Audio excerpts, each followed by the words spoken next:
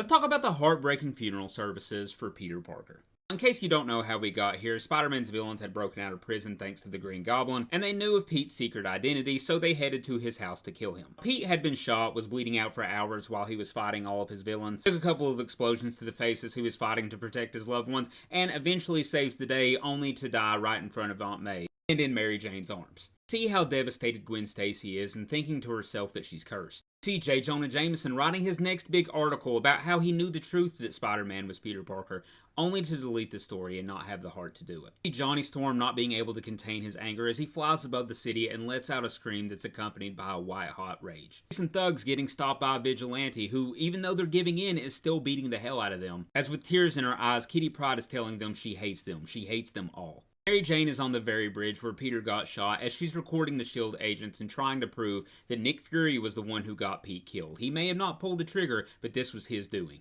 And finally, it's the day of the funeral, as we see May and Gwen being escorted by none other than Tony Stark, who tells them not to worry, that he's paid for everything. May's a little concerned by him doing this because she didn't want some big ordeal. As they arrive for the services, he tells her that she may not have much say in the matter.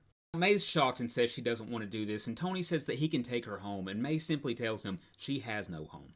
Tony tells her that this wasn't planned, this gathering just happened, that the city needs to mourn him too. People who really knew Pete will have to mourn him later, as he escorts her inside. As they're walking in through the crowds of people, May stops by a little girl who asks if she's Spider-Man's mommy.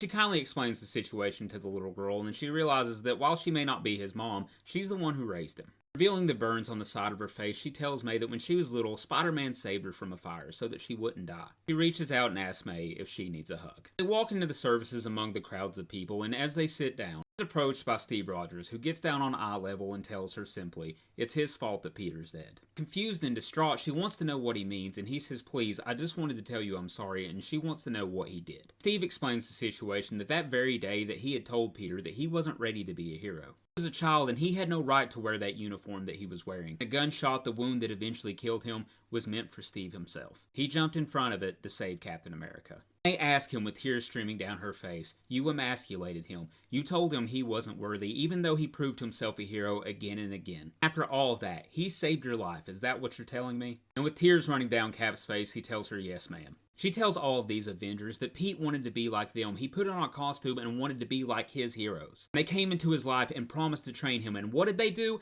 Absolutely nothing. He was fine before he met all of them. Losing control in a fit of rage, May slaps Steve in front of everybody. And overwhelmed by the crowd of people staring at her, she gets up to run out of the church. Full on panic, she runs outside to a sea of people who are recording and taking pictures of her, and all of a sudden May falls over. Now she lays on the ground crying until she hears a calming voice saying, Miss Parker.